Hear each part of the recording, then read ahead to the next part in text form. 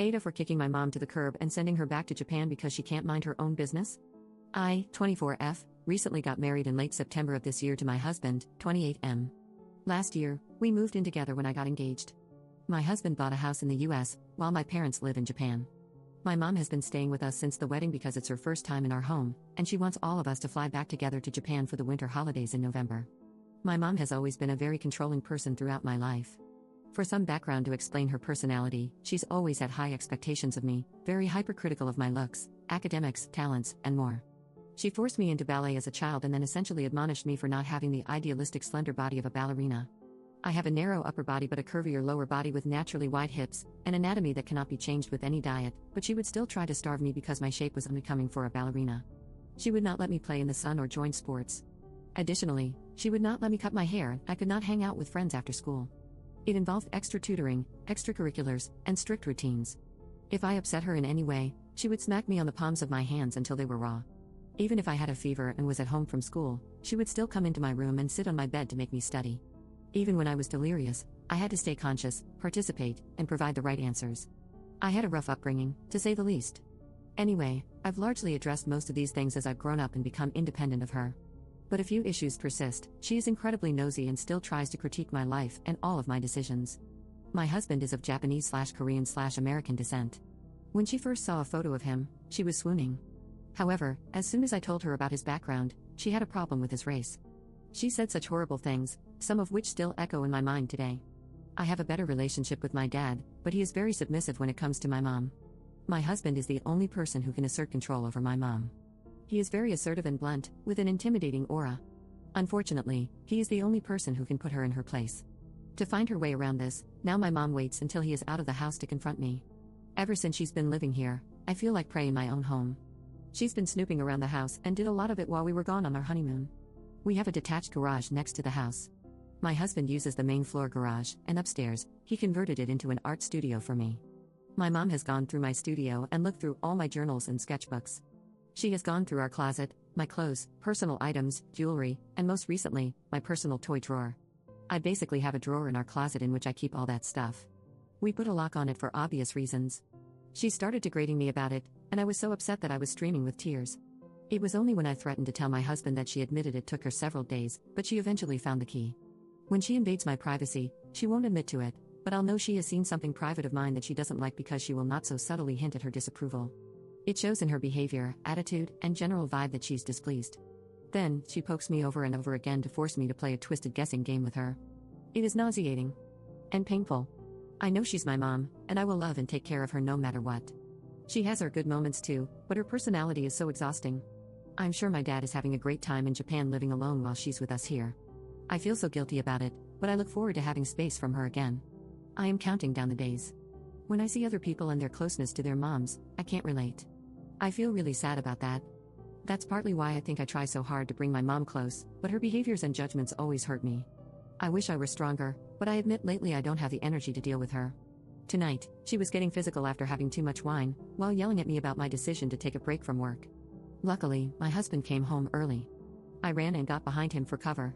She kept trying to reach around him to grab me.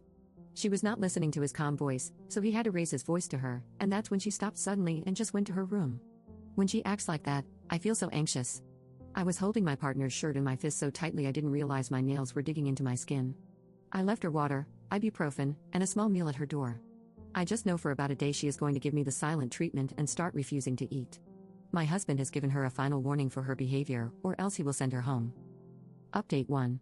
I am unfortunately back on this website because I am at a loss for how to wrap my head around a new situation, which honestly feels like retaliation or some kind of attempt at asserting control. Specifically, in this scenario, she has been criticizing our home in the most unnecessary ways. We purchased our home brand new, turnkey, and we have put a lot of work on top of that as well. However, my mom takes great satisfaction in finding faults in minuscule details, which she claims is constructive. She has been obsessed with the guest room closet. It is a large walk-in closet, as this guest room is actually the main floor master. When we put her up in this room, I had explained to my mother the reason there is shelving on only one side of this closet is because we explicitly requested this from the designer during the finishing. We wanted space to neatly store some seasonal items and sports gear. With this simple explanation, I thought the subject had been closed. Yesterday, I came home from a run wearing headphones. I went upstairs to my bathroom, intending to start my shower, but I shut the water off because I kept hearing this strange drilling sound below me. When it wouldn't stop, I wrapped a towel around myself and went downstairs, calling out for my mother.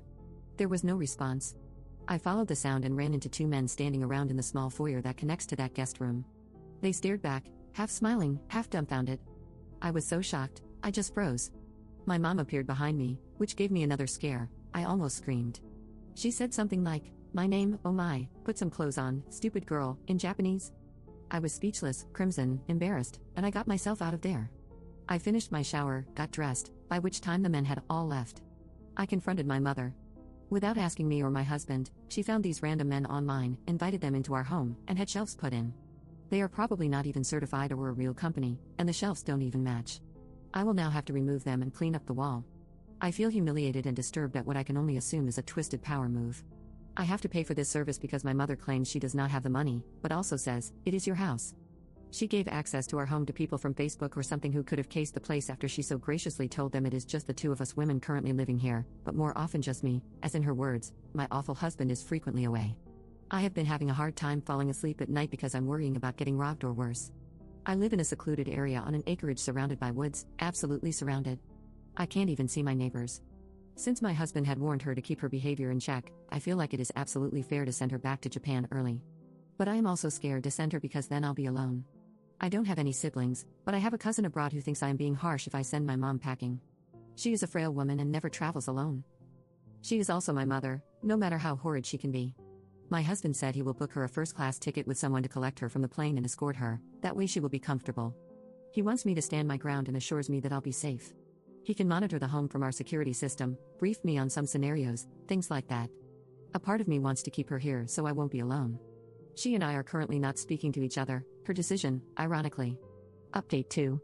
I am booking her flight right now. She is feigning an aura migraine, asking me to take her to the emergency room, which I am not doing. So now I am being accused of letting her suffer. We have pain meds at home, and there is nothing the ER can do for an aura migraine. I'm going to try to take her phone away because she will 100% call her own ambulance. I regret letting her back into my life so much. This is the first vertebra I'm gaining in hopes of one day growing a spine.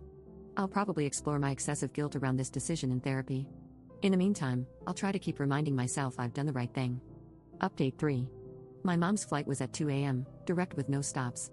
I packed her belongings the night before while she was having her migraine, aka sipping wine and gossiping on the phone, and I placed her suitcases in my vehicle.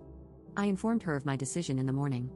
Leading up to it, I discussed her behavior since the wedding, listing all the incidents and her lack of remorse or willingness to respect us and our home. I reminded her of the warning my husband had given her only a few days ago. And that as a result of her actions, I will be following through with his warning in his absence. She will be going home. She smiled the whole time while I was talking. I asked her, "Mom, do you understand?" She said she understands that I am basically a coward who is blindly carrying out my husband's bidding. She also made a point to be extra cruel by describing my husband as having dirty blood, and a few other slurs I won't get into due to the second-hand embarrassment I feel about it. My partner is of mixed race and she has a specifically strong anti-Korean sentiment. It's so stupid. I clarified that this decision is mine, my husband was not here. She gave a rude laugh as I explained her flight information. "We'll see," she said. I don't think it hit her that this was really happening until later that evening when I started to pack up the remaining few things, like her essentials and carry-on stuff. She tried to fight with me to undo the packing. She slapped me many times, but I continued, literally while she was slapping me, and dragged the stuff to the vehicle while the verbal and physical barrage went on. I have a few little scratches from the swipes of her nails. One of them is on my face. She then tried to pull my hair as I was going up the stairs. I could have fallen backward, but she didn't get a good grasp. I shouted at her that if she doesn't stop, I will call the police. I don't care anymore. I will embarrass her by slandering her in my personal life any chance I get. I dialed 911 on my phone and showed her.